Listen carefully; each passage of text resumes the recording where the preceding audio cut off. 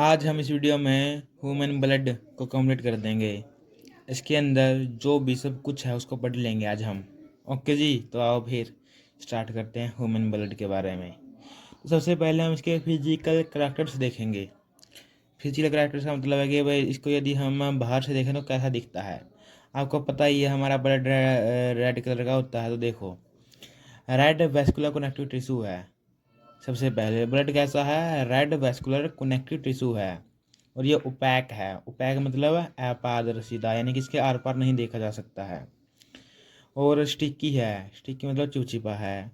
Viscous है। Viscous यानी कि विस्कोसिटी, यानी कि बहुत धीरे, जैसे कि यदि आप पानी को ऊंचाई से नीचे छोड़ो तो बहुत फास्ट, बहुत जल्दी नीचे आ जाएगा। लेकिन यदि आप खून को ऊंचाई से नीचे छोड़ोगे तो बहुत धीरे धीरे आएगा। इसका मतलब है कि उसके अंदर विस्कोसिटी बहुत ज़्यादा है, तो ये विस्कस फ्लूइड है। इसकी विस्कोसिटी 4.7 है, 4.7। ये 5 गुना ज़्यादा है डिस्टिल्ड वाटर से। और ये स्लाइटली हैवी भी है वाटर से। और जो ब्लड है हमारा वो एल्कलाइन है नेचर में। और जो ऑक्सीजनेटेड ब्लड होता है वो ब्राइट रेड होता है। जिस ब्लड के पास, जिस आरबीसी के पास ऑक्सीजन है तो ऑक्सीजनेटेड ब्लड ब्राइट रेड होता है। और जो डीऑक्सीजनेटेड ब्लड होता है वो पर्पल रेड, डार्क रेड होता है। और इसको हम लिस्मेन स्टेन से डाई स्टेन करते हैं। एक स्टेन है लिस्मेन स्टेन, इससे हम इसको क्या करते हैं? स्टेन, स्टेनिंग में काम आती है ये डाई, लिस्मेन स्टेन। लिस्मेन स्टेन क्या है? डाई है जो स्टेनिंग में काम आती है। तो स्टेन विद लिस्मेन स्टेन। और जो ब्लड की स्टडी है उसको हम कहते हैं हीमेटोलॉजी। यदि हम परसेंटेज की बात करें तो ये 6 से 10% बना देता है हमारे बॉडी वेट का। यदि आपका बॉडी वेट 60% है तो उसमें 10% आपका बॉडी वेट आपके ब्लड के कारण आया हुआ है। वॉल्यूम की बात करें तो 6.8 लीटर इन एडल्ट, तो 6.8 लीटर यानी कि लगभग 7 लीटर तो होना चाहिए भाई एडल्ट में। और कंपोजिशन की बात करें तो इसके दो पार्ट्स है कंपोजिशन में। सबसे पहले प्लाज्मा और दूसरा है ब्लड कार्पोसेल्स। हम सबसे पहले प्लाज्मा की बात करेंगे, फिर ब्लड कार्पोसेल्स की बात करेंगे। तो प्लाज्मा की बात करते हैं। तो जो प्लाज्मा है वो है फेंट yellow plasma coloured non living fluid है, जो कि फॉर्म है अबाउट 50 से 60% of the blood volume. Composition की बात करें प्लाज्मा की तो इसके अंदर ऑर्गेनिक सब्सटेंस होते हैं, कुछ इनऑर्गेनिक सब्सटेंस होते हैं। ऑर्गेनिक सब्सटेंस हम ले लेते हैं वाटर 90% हाई अमाउंट में। और प्लाज्मा प्रोटीन ले लेते हैं 8%। और अदर ऑर्गेनिक कंपाउंड्स ले लेते हैं 1 से 2% है। ठीक है, प्लाज्मा प्रोटीन जो 8% उसमें, उसके अंदर कौन कौन से प्लाज्मा हैं? तो जैसे कि कौन कौन से प्लाज्मा प्रोटीन है? जैसे कि एल्ब्यूमिन हो गया 4%, ग्लो है, और ग्लोब्यूलिन हो गया 2.5%, फाइब्रिनोजेन हो गया 0.3%, प्रोथ्रोम्बिन हो गया 0.03%। और जो ग्लोब्यूलिन है उसके भी कई चार टाइप्स, 4 सब टाइप्स है। जैसे कि अल्फा ग्लोब्यूलिन, इसका एग्जांपल है हिपैटोग्लोबिन। अल्फा 2 ग्लोब्यूलिन, इसका एग्जांपल है ट्रांसकोरिन। और तीसरा है ये बीटा ग्लोब्यूलिन, जिसका एग्जांपल है ट्रांसफीरिन। और गामा ग्लोब्यूलिन, जिसका एग्जांपल है ये हमारी आईजीए एंटीबॉडी, आईजीजी, आईजीएम। और यदि हम इनऑर्गेनिक सब्सटेंस की बात करें प्लाज्मा के अंदर तो इनऑर्गेनिक साल्ट आ जाते हैं 1 से 2%, क्रिस्टलोइड्स। और इसके अंदर क्लोराइड आ जाते हैं, कार्बोनेट्स आ जाते हैं इनऑर्गेनिक सब्सटेंस में, बाइकार्बोनेट्स आ जाते हैं HNO3, सल्फेट्स आ जाते हैं, कैल्शियम आ जाता है, मैग्नीशियम आ जाता है। और तो और इसके और हमें trace amounts of protein can be measured by ELISA technique. ELISA एक टेक्निक है। एलिसा का मतलब है enzyme linked immuno absorbent assay. ELISA एक टेक्निक है जिसके अंदर हम प्रोटीन्स के अमाउंट को ट्रेस करते हैं। और हम अदर ऑर्गेनिक कंपाउंड्स की बात करें तो उसके अंदर आते हैं, जैसे कि अदर ऑर्गेनिक कंपाउंड्स में जाते हैं जैसे कि फूड मटेरियल्स में, जैसे कि ग्लूकोज, वो भी ऑर्गेनिक कंपाउंड है। Amino acid, fatty acid, vitamin और ट्राइग्लिसराइड्स, ये भी ऑर्गेनिक कंपाउंड्स में जाते हैं। और ये तो फूड मटेरियल्स हो गए। इसके अंदर जो वेस्ट होती है जैसे कि यूरिया, यूरिक एसिड, क्रेटिनाइन, ये भी ऑर्गेनिक है। और एंजाइम्स, हार्मोन्स, एंटीबॉडी, गैसेज, ये भी ऑर्गेनिक कंपाउंड्स में आ जाते हैं। जो ग्लूकोज है वो मेन न्यूट्रिटिव मटेरियल है हमारे ब्लड के अंदर। जो ग्लूकोज क्या है, मेन न्यूट्रिटिव मटेरियल है। और जबकि जो यूरिया है वो मेन नाइट्रोजनस वेस्ट है हमारी बॉडी के अंदर। ठीक है, ग्लूकोज क्या है, मेन न्यूट्रिटिव मटेरियल जो हमको न्यूट्रिशन देता है एक प्रकार से। और यूरिया क्या है, वेस्ट है, nitrogenous waste. Main nitrogenous waste हमारी बॉडी के अंदर यूरिया है और मेन न्यूट्रिटिव मटेरियल हमारी बॉडी के अंदर ग्लूकोज है। यदि हम नॉर्मल ब्लड शुगर लेवल की बात करें कि नॉर्मल ब्लड हम कि नॉर्मल यदि किसी व्यक्ति का शुगर लेवल कितना होना चाहिए नॉर्मल है, तो नॉर्मल ब्लड शुगर लेवल है 60 से 100 mg पर 100 मिलीलीटर ऑफ ब्लड, इतना होना चाहिए। यदि इससे कम और ज़्यादा तो दिक्कत करेगा। तो वन शुगर लेवल एक्सीड्स, यदि शुगर लेवल 180 mg पर 100 मिलीलीटर ऑफ ब्लड है तो इससे क्या हो जाता है, इसे डायबिटीज मेलिटस हो जाता है। इससे डायबिटीज हो जाती है, डायबिटीज मेलिटस हो जाता है। और normal level of urea in blood है, यदि हम यूरिया देखिए तो हमने ग्लूकोज की बात करी, यानी कि शुगर की बात करी कि शुगर लेवल कितना होना चाहिए। शुगर लेवल 60 से 100 mg होना चाहिए पर 100 मिलीलीटर ऑफ ब्लड में। यदि इससे ज़्यादा, यदि इससे मतलब कि एक्सीड्स लेवल हो जाए शुगर का तो डायबिटीज मेलिटस हो जाता है। और यदि हम यूरिया की बात करें कि यूरिया यदि ज़्यादा हो जाए या फिर कम हो जाए तो क्या होता है, और यूरिया कितना होता है, हमारी नॉर्मल लेवल क्या होता है यूरिया का ब्लड के अंदर। तो नॉर्मल लेवल यूरिया का ब्लड के अंदर 70 से 30 mg पर 100 मिलीलीटर ब्लड होता है। यदि यूरिया प्रेजेंट है एक्सेस में इन ब्लड के अंदर तो यूरीमिया हो जाता है। ये था जी प्लाज्मा के बारे में। अब इसके फंक्शन भी करेंगे हम। अब हम बात करेंगे फंक्शन के बारे में, प्लाज्मा का फंक्शन क्या क्या है। तो सबसे पहले इसका फंक्शन है ट्रांसपोर्टेशन का। जो प्लाज्मा है वो ट्रांसपोर्ट करता है सिंपल फूड कंपोनेंट्स को, जैसे कि ग्लूकोज हो गया, अमीनो एसिड्स हो गया, फैटी एसिड्स हो गया, विटामिन हो गया, एक्स्ट्रा को from the intestine and liver to other body parts. Intestine और लीवर से अदर बॉडी पार्ट्स में ये ट्रांसफर कर देता है फूड कंपोनेंट्स को कौन, प्लाज्मा। और 1 से 3% carry oxygen from the lungs to body tissue for oxidation of food. और ये मतलब कि लंग्स से ऑक्सीजन भी लेकर आता है प्लाज्मा 1 से 3% है, ताकि बॉडी टिश्यू ताकि ऑक्सीडेशन ऑफ फूड हो सके, यानी कि फूड का ऑक्सीडेशन हो सके। तो ये पहला फंक्शन है इसका, ट्रांसपोर्टेशन है। दूसरा फंक्शन है इसका होम्योस्टेसिस है। होम्योस्टेसिस ऑफ बॉडी फ्लूइड है। तो जो प्लाज्मा है वो हेल्प करता है एक्सक्रीशन में, न्यूट्रिशन एंड रिस्पिरेशन में, and maintain homeostasis of body fluid है। होम्योस्टेसिस का मतलब है कि होम्यो मैंने यानी कि सेम, यानी कि सेम रखना, क्या रखना, सेम बॉडी की जो स्टेट है वो यानी कि बॉडी को एक ऐसी स्टेट में रखना जिससे वो मतलब नॉर्मल रहे, सभी फंक्शन वो अपने अच्छे से कर सके। एक ऐसी स्टेज है यानी कि यानी कि बॉडी को इक्विलिब्रियम में रखना, एक ऐसी स्टेज में रखना जिससे बॉडी अपने फंक्शन अच्छे से कर सके, वही होता है होमोस्टेसिस ऑफ बॉडी फ्लूइड। और वो कैसे रखती है, एक्सक्रीशन के द्वारा, रिस्पिरेशन के द्वारा। इस प्रकार से वो मतलब कि बॉडी को स्टेट में रखती है, यानी कि स्टेबल रखती है एक प्रकार से। तीसरा पॉइंट है पीएच कॉन्स्टेंसी। तो stain minerals of plasma, bicarbonates and proteins act as acid base buffer and help in keeping a constant pH of blood. यदि ब्लड का कांस्टेंट पीएच नहीं होगा तो क्या होगा, तो जो जितने भी एंजाइम हैं वो अच्छे से काम नहीं कर पाएंगे, क्योंकि एंजाइम एक स्पेसिफिक पीएच पर ही काम करते हैं। और फोर्थ पॉइंट है ब्लड क्लोटिंग। जो प्रोथ्रोम्बिन है एंड फाइब्रिनोजन है वो हेल्प करता है ब्लड क्लोटिंग में eight the time of injury, जब इंजरी हो जाती है।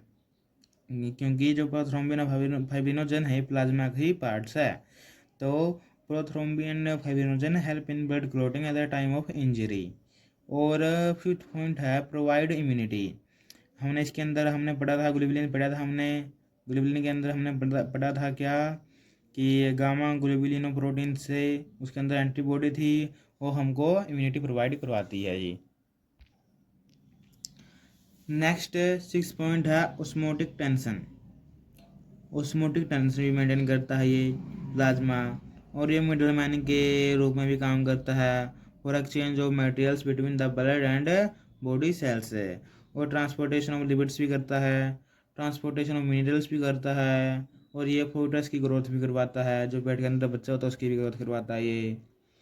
फिट्यूलिन globulin protein promotes cell proliferation and growth of foetus है, और ये इरिथ्रोपोइसिस भी करवाता है, यानी कि RBC formation is stimulated by a glycoprotein hormone called erythropoietin. तो ये आरबीसी फॉर्मेशन भी करवाता है, उसी को कहते हैं इरिथ्रोपोइसिस, एक हार्मोन प्रोड्यूस करके इरिथ्रोपोइटिन। और ये properdin protein of plasma destroy certain bacteria, और तो प्लाज्मा है ना, ये हम एक प्रकार से इम्यूनिटी प्रोवाइड करवाता है, हमने बताया था। तो इसके अंदर एक प्रोपर्टीन प्रोटीन है प्लाज्मा का, जो कि एक बैक्टीरिया को डिस्ट्रॉय कर देता है, लेकिन सही बैक्टीरिया को नहीं, कुछ सर्टेन बैक्टीरिया को डिस्ट्रॉय करता है। ये इसके फंक्शन थे जी 12। आगे हम पढ़ेंगे ब्लड के बारे में। आगे हम बात करेंगे हमने प्लाज्मा के बारे में। फर्स्ट कंपोनेंट हमने ब्लड का कंप्लीट कर लिया है। इसके बाद हम आगे बढ़ेंगे ब्लड कॉर्पुसेल्स के बारे में। तो चलो स्टार्ट करते हैं अभी। The cells which float freely in the plasma. यदि आप प्लाज्मा के में देखेंगे तो कुछ सेल्स फ्रीली फ्लोट कर रही होगी, फ्रीली तैर रही होगी प्लाज्मा में। वही क्या होती है, ब्लड कॉर्पुसेल्स होती है, जो कि 40 से 45% बनाते हैं ब्लड प्लाज्मा।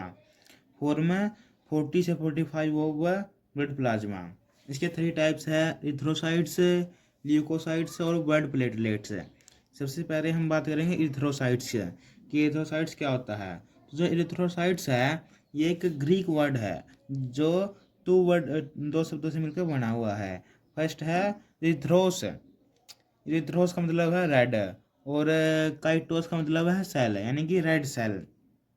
तो इसको हम कह देते हैं red cell, RBC, red blood cells कह देते हैं हम इसको। इरिथ्रोसाइट्स को क्या कह देते हैं हम, रेड ब्लड सेल्स है।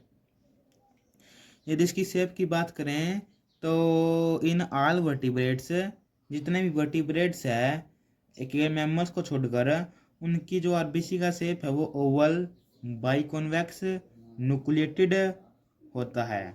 लेकिन मैमल्स की बात करें तो ये सर्कुलर होता है, बाइकॉनकेव होता है, और नॉन न्यूक्लिएटेड होता है। इसके अंदर न्यूक्लियस नहीं होता है, इसलिए इसको कहते हैं नॉन न्यूक्लिएटेड। लेकिन इसके अंदर न्यूक्लियस क्यों नहीं होता है, क्योंकि यदि न्यूक्लियस नहीं होगा तो ऑक्सीजन ये ज़्यादा कैरी कर पाएगा, इसी ऑक्सीजन सरफेस बढ़ जाएगा तो ऑक्सीजन ज़्यादा आएगी उसके अंदर, और ये मोटिलिटी ऑफ दी सेल में भी हेल्प करता है, नॉन न्यूक्लिएटेड जो ये फीचर आरबीसी का। ये कुछ स्ट्रक्चर आपके पास है मैमल्स की, बर्ड्स की एथ्रोसाइट्स, एम्फीबियंस की एथ्रोसाइट्स, और फिश की एथ्रोसाइट्स है। आगे हम बात करेंगे साइज की। तो सबसे बड़ी आरबीसी एलिफेंट में मिलती है, देखो जी, है भी और सबसे बड़ा, तो उसके अंदर मिलनी भी चाहिए सबसे बड़ी। तो ह्यूमन में यदि हम साइज की बात करें 7.5 माइक्रोमीटर डायमीटर होती है। कितना है ह्यूमन के अंदर साइज इसका, 7.5 माइक्रोमीटर है। थिकनेस की बात करें तो 2 माइक्रोमीटर होता है। नॉर्मल साइज आरबीसी का जो नॉर्मल साइज, यही नॉर्मल साइज आरबीसी का, इसको कहते हैं हम नॉर्मोसाइट्स।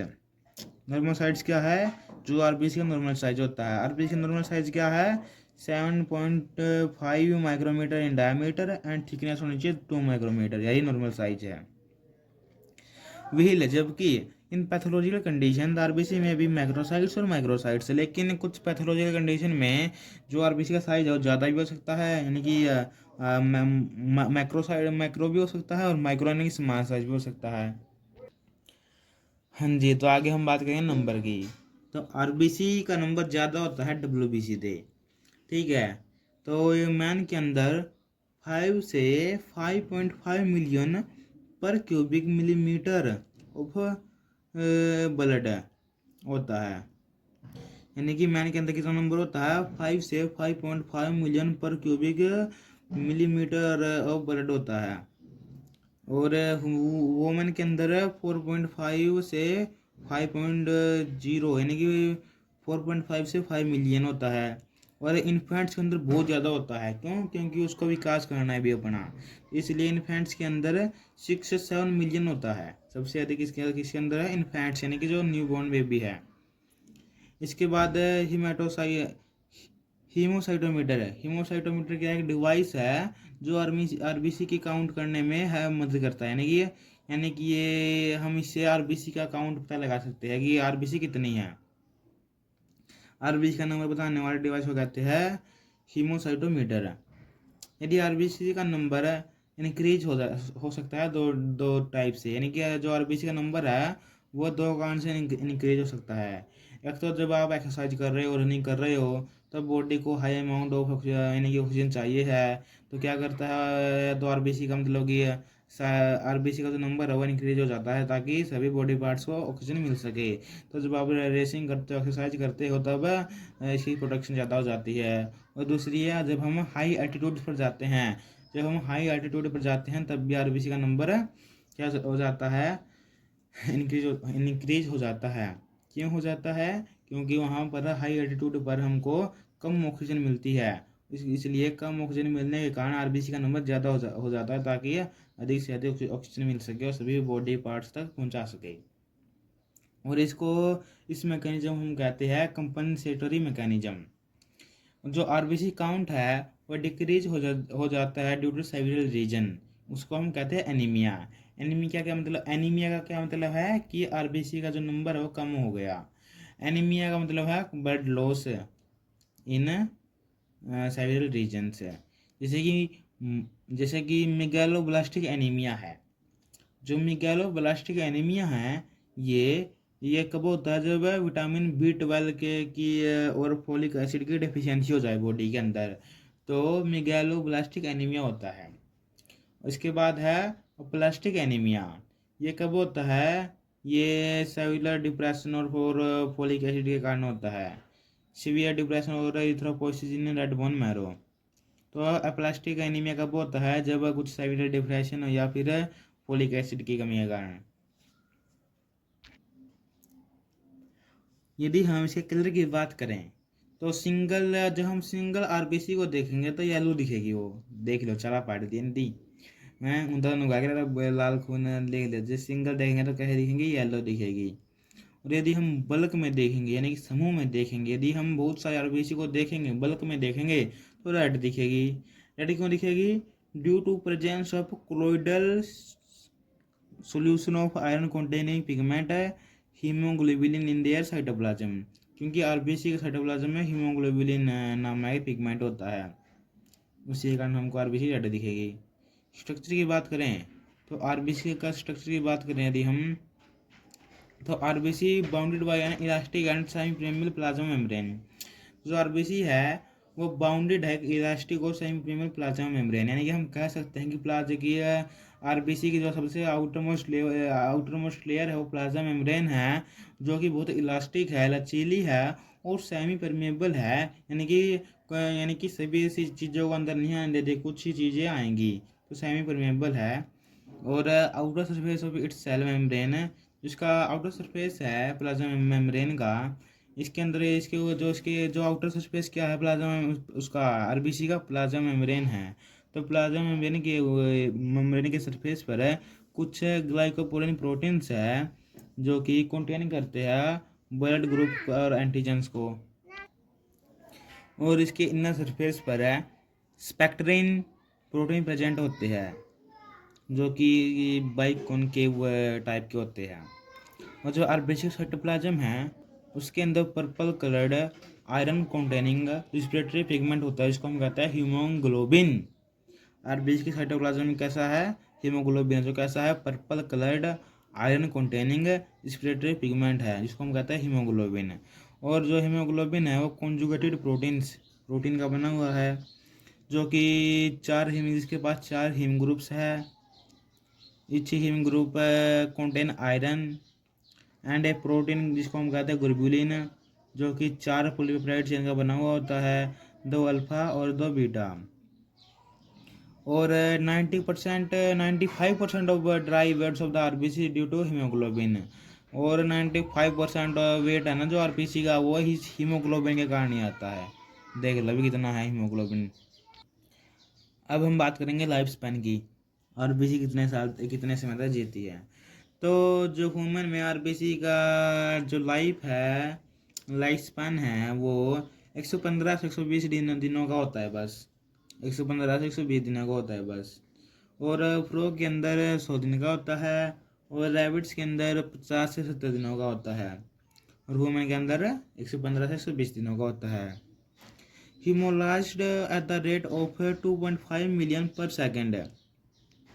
Hemolyzed का मतलब क्या है?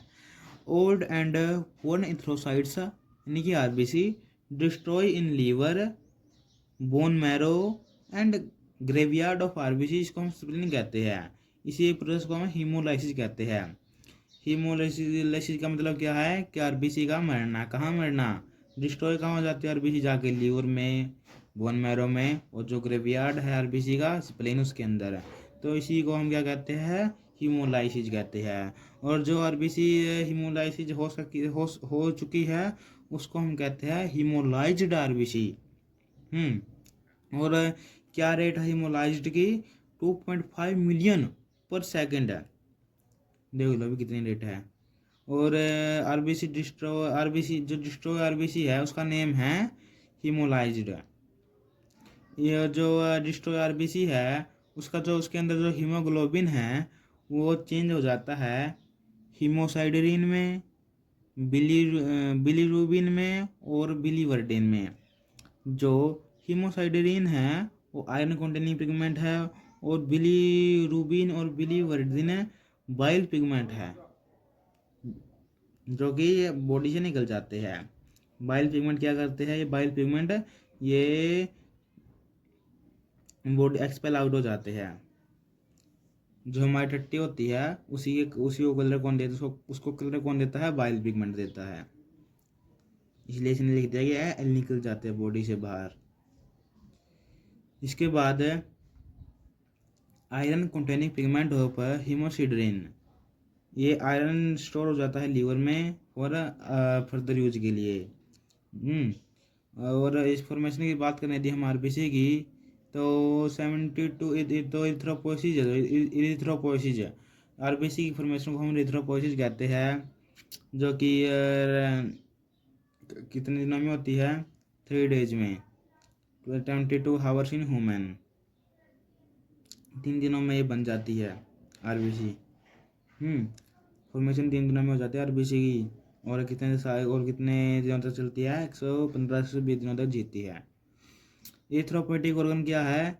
The organ forming red blood sales है। एथ्रोपोइटिक ऑर्गन ऐसा ऑर्गन है जो कि आरबीसी को बनाता है। एथ्रोपोइटिक ऑर्गन कौन सा है? जो रेड ब्लड सेल्स को बनाता है।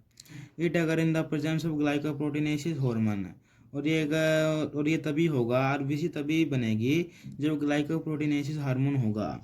और जो ये इथ्रोपोइटिन है ये किडनी बनाती है। इथ्रोपोइटिन है ये कौन बनाती है? किडनी बनाती है। इन फोइटस के अंदर स्प्लीन और लीवर में फॉर्मेशन होती है आरबीसी की। और एडल्ट और चिल्ड्रन में red bone marrow of bone, sickle ribs, sternum vertebrae, इसके अंदर फॉर्मेशन होती है आरबीसी की। तो हम और इथ्रोपोसिस सेल्फ रेगुलेटरी प्रोसेस है जो कंट्रोल होता है फीडबैक मैकेनिज्म के द्वारा। इथ्रोपोसिस कैसा है? सेल्फ रेगुलेटरी प्रोसेस है, यानी कि एक अपने आप होता रहता है।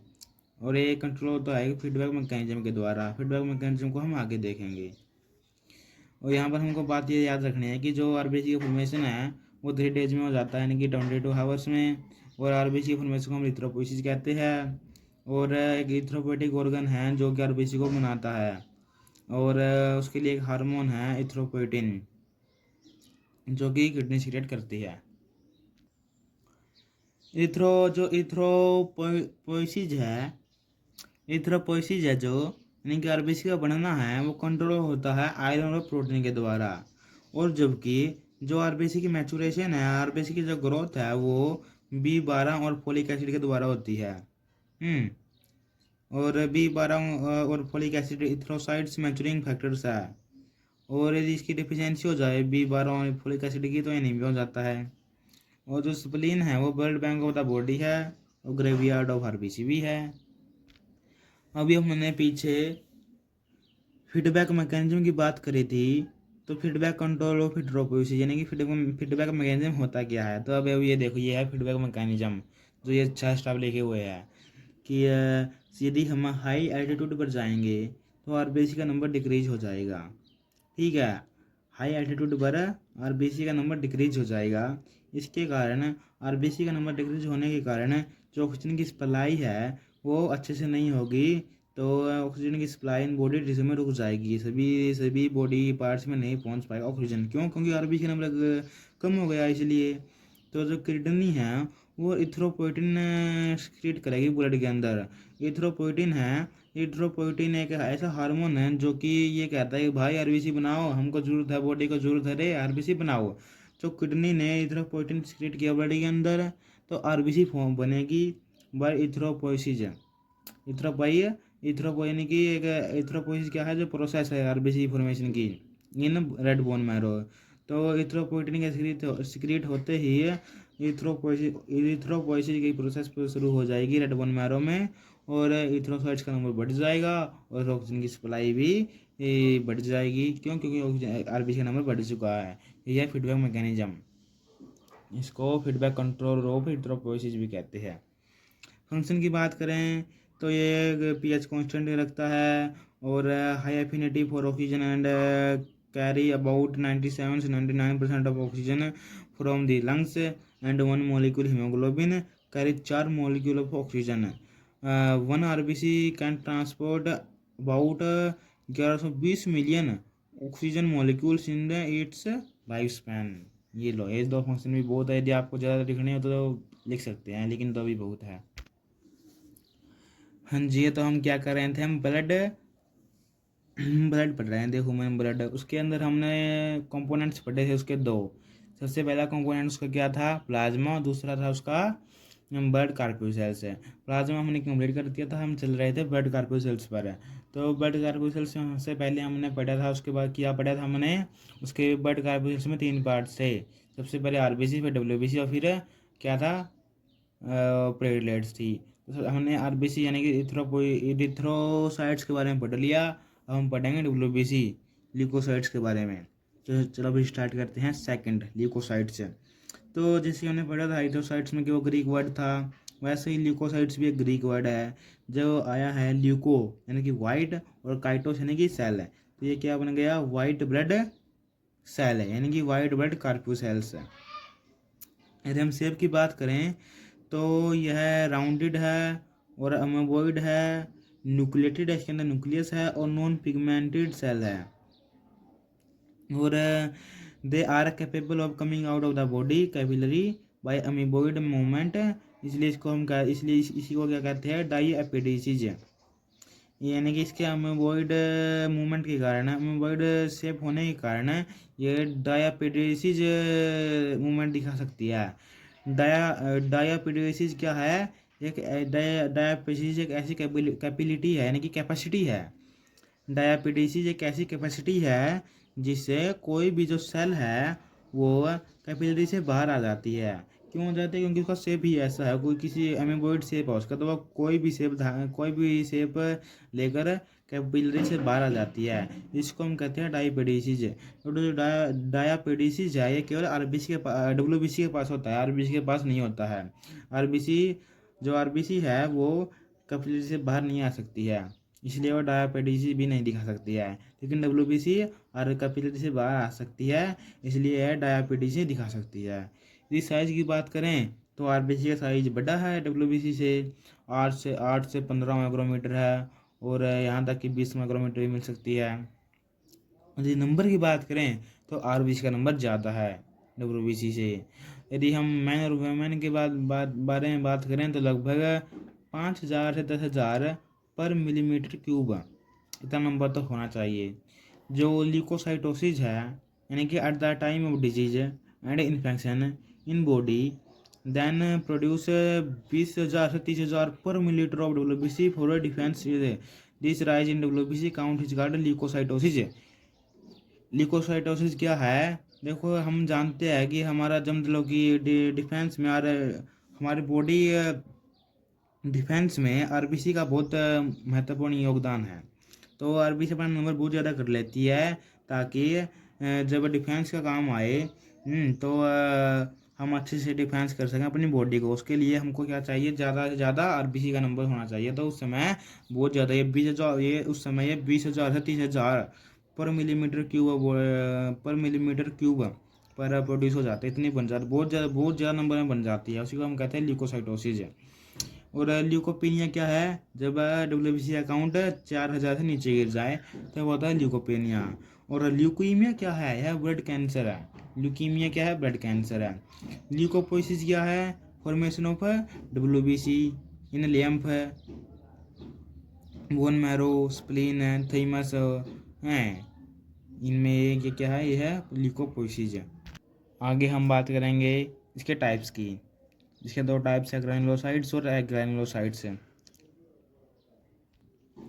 अब हम बात करने वाले हैं ग्रैनुलोसाइट्स के बारे में। ग्रैनुलोसाइट्स आरबीसी एक टाइप है। तो जो ग्रैनुलोसाइट्स है ये 65% ऑफ टोटल लाइकोसाइट्स है। यानी कि 65% ऑफ टोटल लाइकोसाइट्स का कौन बनाता है? ग्रैनुलोसाइट्स बना देते हैं। यह टाइप ऑफ WBC है विच कंटेन ग्रैनुलर साइटोप्लाज्म। इसके साइटोप्लाज्म में क्या है? ग्रैन्यूल्स है। और इसके मतलब कि साइटोप्लाज्म में न्यूक्लियस के अंदर क्या है? ग्रैन्यूल्स। इसलिए इसको हमने ग्रैनुलोसाइट्स कह दिया। और ये पॉलीमॉर्फोन्यूक्लियर ल्यूकोसाइट्स है, यानी कि एक से अधिक न्यूक्लियर पॉलीमॉर्फोन्यूक्लियर ल्यूकोसाइट्स, यानी कि इसका जो न्यूक्लियस है वो एक से अधिक फॉर्म में मिलता है। और ये बोन मैरो में बनती है ग्रैनुलोसाइट्स है जो फ्रॉम द प्रिकर्सर सेल, जिसको हम कहते हैं माइलोब्लास्ट्स। ये माइलोब्लास्ट से बनती है ग्रैनुलोसाइट्स है। जो ग्रैनुलोसाइटोसिस क्या है? यानी कि इसका नंबर इंक्रीज हो गया। और ग्रैनुलोसाइटोपिनिया क्या है? यानी कि नंबर डिक्रीज हो गया। ये था जी ग्रैनुलोसाइट्स के बारे में। अब ग्रैनुलोसाइट्स में भी आगे क्या थे? 3 टाइप है। ग्रैनुलोसाइट्स में भी आगे 3 टाइप्स है, न्यूट्रोफिल, बेसोफिल और योसिनोफिल।